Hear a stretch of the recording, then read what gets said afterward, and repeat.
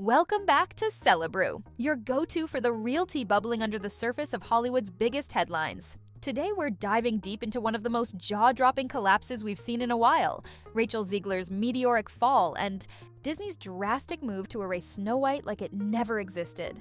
Buckle up, because this is the full breakdown of how it all unraveled, from empty theaters to a career that's now hanging by a thread. Disney pulls. Snow White and future reboots are scrapped in, a move that stunned even the most seasoned Hollywood insiders.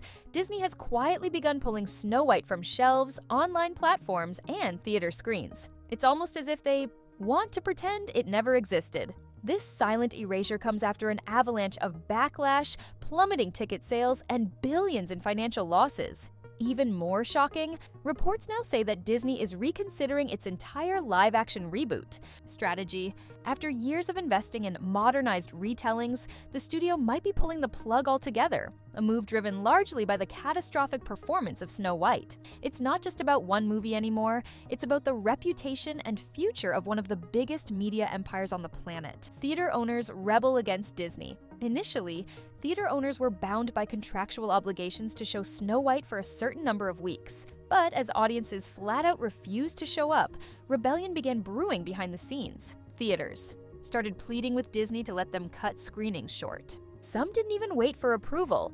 They yanked Snow White off their schedules and replaced it with literally anything else, from small indie films to older re-releases. The relationship between Disney and theaters already strained from previous. Disputes during the pandemic hit a new low with this debacle. Theaters, once desperate for Disney blockbusters, were now begging to get rid of one. And Disney, rather than forcing the issue, started to quietly allow it to happen. Viral footage shows empty theaters. Then came the footage that broke the internet. A viral clip surfaced, showing a fan entering a 2 p.m. Snow White showing. The camera pans the room, and it's basically a ghost town. 2 people. That's it. 2. Lonely audience members in a sea of empty red chairs. The video felt less like a blockbuster premiere and more like an abandoned school assembly. It confirmed what critics had whispered and fans had feared. Snow White was officially a box office disaster. The footage exploded across social media, becoming a symbol of just how far Disney had fallen. International humiliation and box office disasters.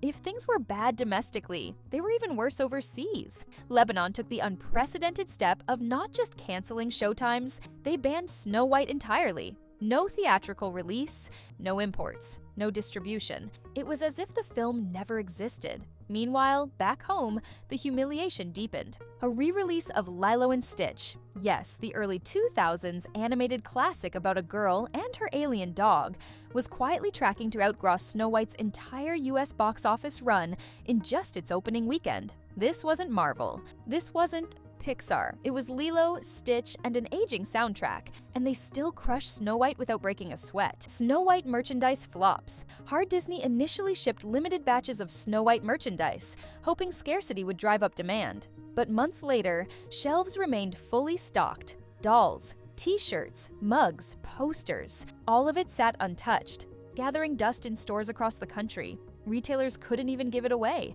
The failure of the merchandise confirmed what everyone suspected. Audiences didn't just dislike the movie, they actively rejected it. Rachel Zegler's co-stars distanced themselves. As the backlash mounted, something telling began happening behind the scenes. Co-stars who once posed arm in arm at press events started distancing themselves. Gal Gadot, who played the evil queen, gave an interview hinting at major dysfunction on set. She carefully avoided blaming Rachel directly, but emphasized there was a lack of teamwork and many setbacks that exhausted the cast. Even more damning, Gal declined to elaborate on her experience with Rachel, saying she'd only share more details when she felt comfortable. Fans immediately read between the lines. There was more dirt to come, and it wasn't flattering.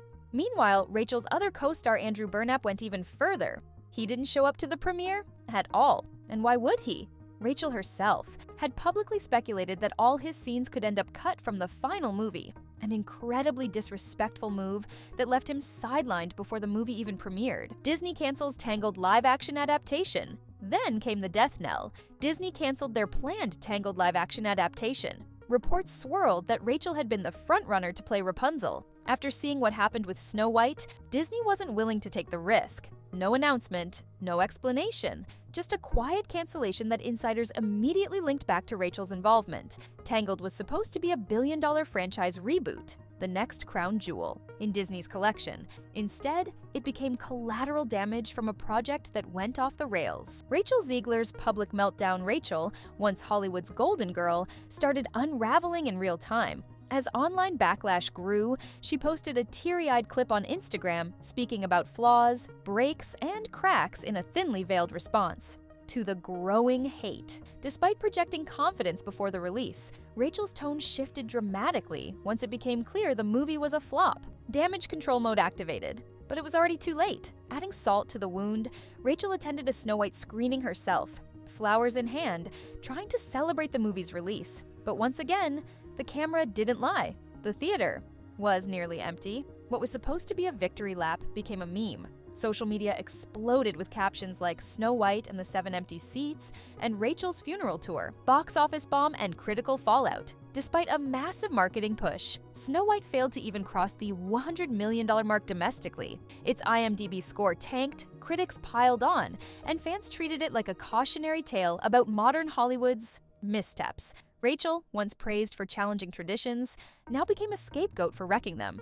The narrative had completely flipped, and it wasn't pretty. Rachel Zegler's career left in limbo. Then came the final humiliation. The live-action Minecraft movie, dismissed by some as childish, crushed Snow White at the box office. All without controversy, lectures, or drama, audiences wanted fun, escapism, nostalgia, not politics and lectures disguised as fairy tales. Minecraft delivered exactly what viewers craved, and Hollywood noticed. Reports now say studios are reconsidering Rachel for future projects. Some have already quietly dropped her from casting shortlists. Others worry that attaching her to a new film would invite more backlash than buzz. And the mockery isn't over. Insiders say that animated shows known for brutal parodies are already sharpening their pens. Think The Simpsons and Family Guy. Rachel's career, once soaring, now faces the biggest test yet. Can she rebuild from this nuclear fallout? The fallout isn't over yet.